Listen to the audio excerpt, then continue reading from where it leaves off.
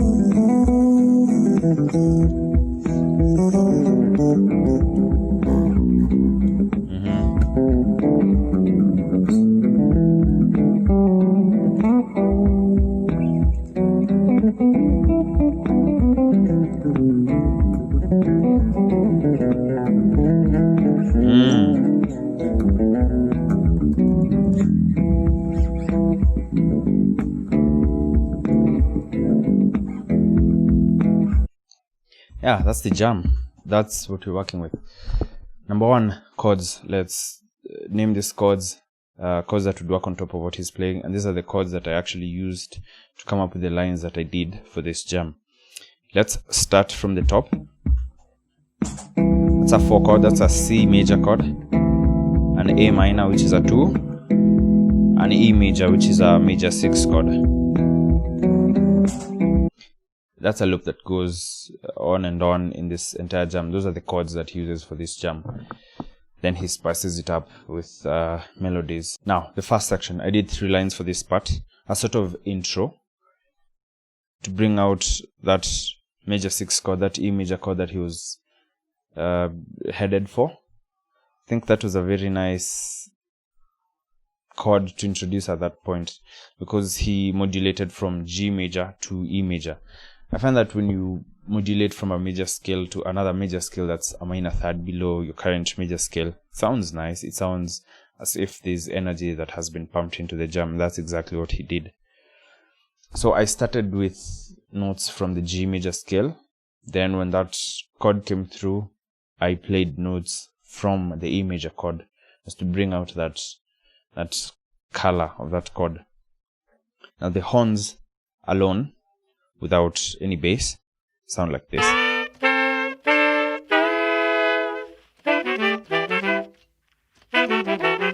In context.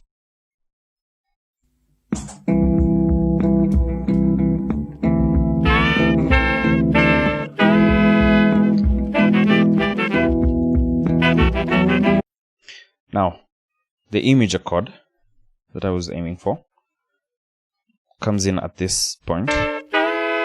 That is, that's your E major chord there. So to break down the lines from the top, the first line sounds like this.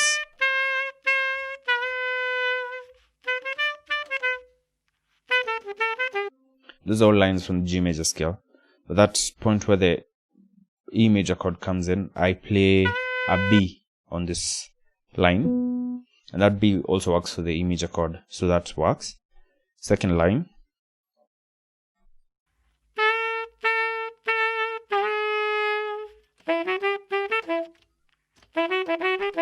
Now this is the line that I used to bring out the color of that E major chord. I played a G sharp note at the end of the first portion of that line. Here we go. There's the G sharp right there. That's what I used to really highlight that chord. Then the remaining notes came from the G major scale. Because at that point I was highlighting the E minor chord. Now, he did not move from E major to E minor at that point.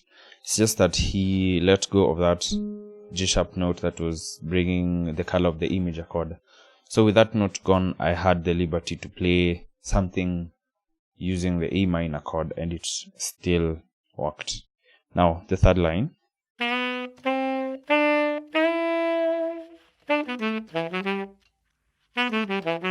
All notes from the G major scale, yeah? But that point at which he introduces the E major chord, I played an E note. There you go, that's the E, which works for the E major chord, of course, because it's an E. So the three lines together highlighted that chord progression for that bit. Now moving on to the second section.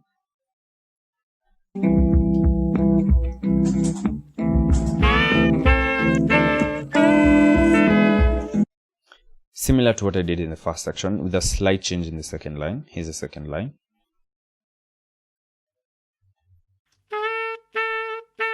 Slight delay. Yeah, then the G sharp note. The reason why I delayed is because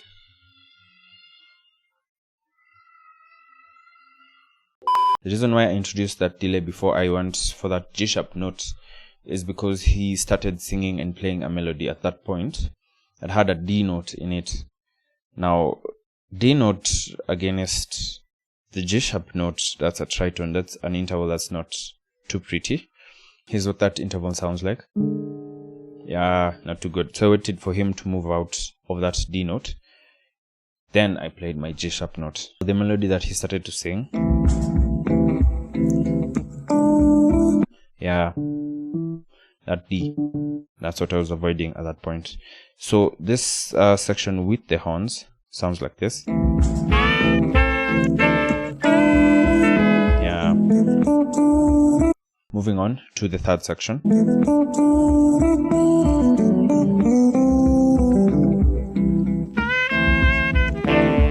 That was a response to the melody that he sang and played at that point.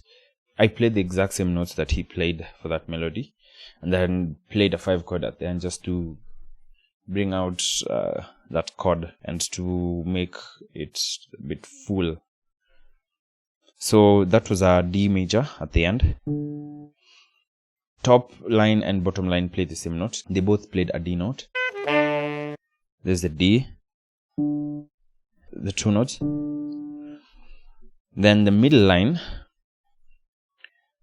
played an A, which is the fifth above the D, just to give it that fullness.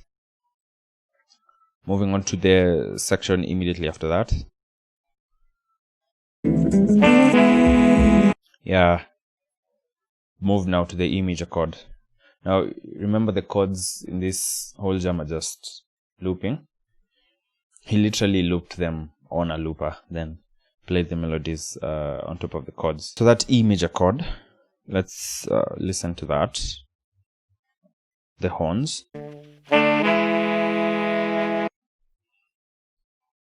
Now, the top line and the bottom line are both ascending lines. They're actually the same note. That's D to E in both cases. Yeah, but the middle line moves in the opposite direction. That's A to G sharp. Again, the G sharp brings out the color of that E major chord. In context.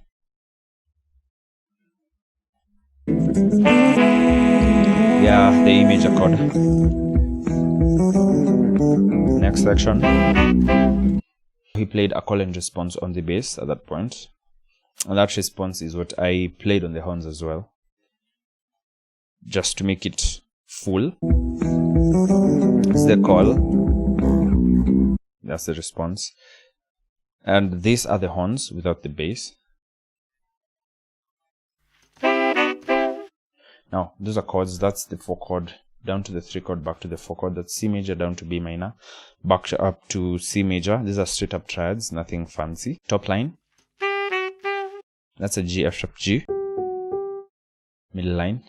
That's a 6 down to the 5, back up to the 6. So that's E down to D, back to E in this case.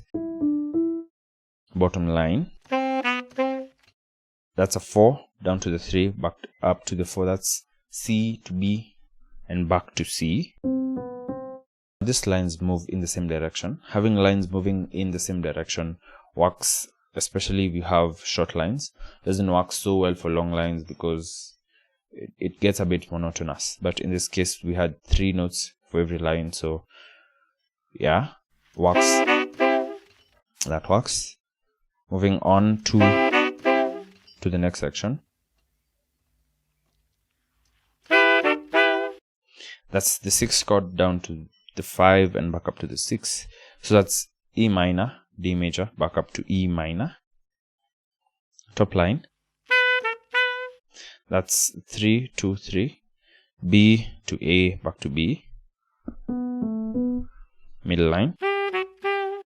That's 1, 7, back up to 1. So that's G, F sharp, G. Bottom line.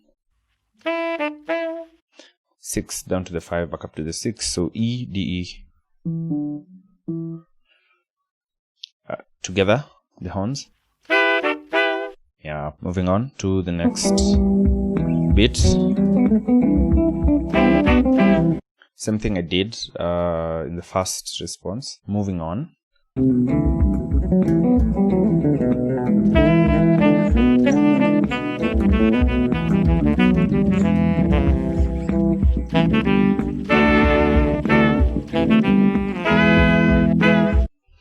Right, so I played the exact same melody that he did towards the end of this jam. Here's the melody he played. Here we go.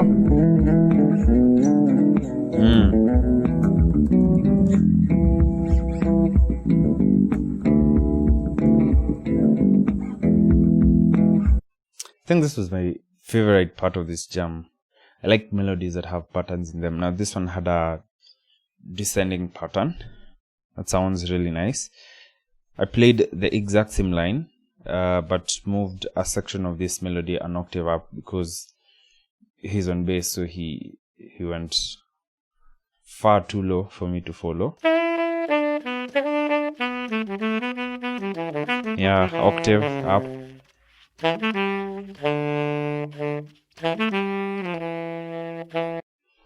Now, I responded to this melody using some harmonies. This is what the horns sound like.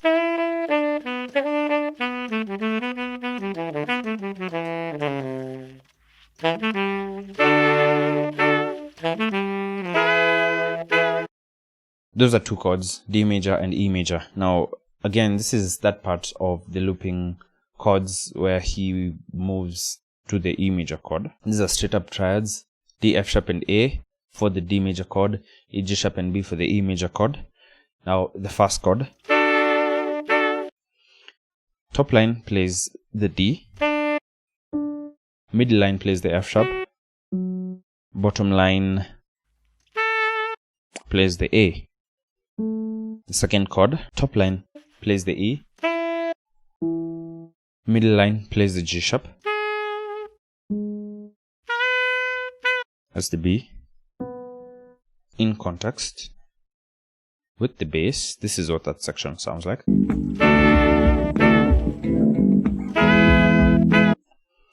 Yeah, put the melody in. This is what that section sounds like.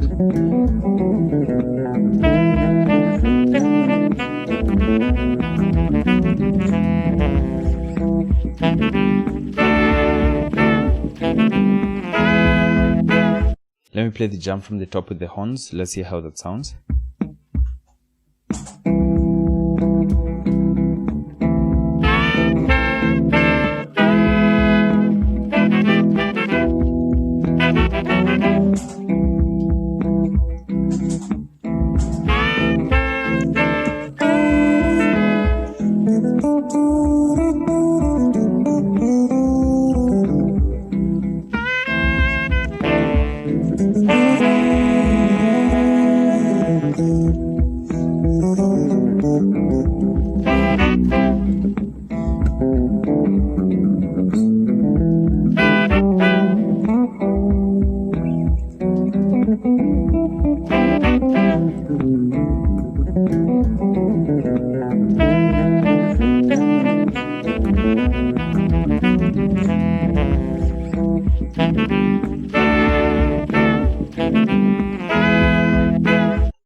that's it for this jam. I liked working on this jam because of that E major chord that he introduced. He kind of visited another key. I like those small key changes that happen inside of a song.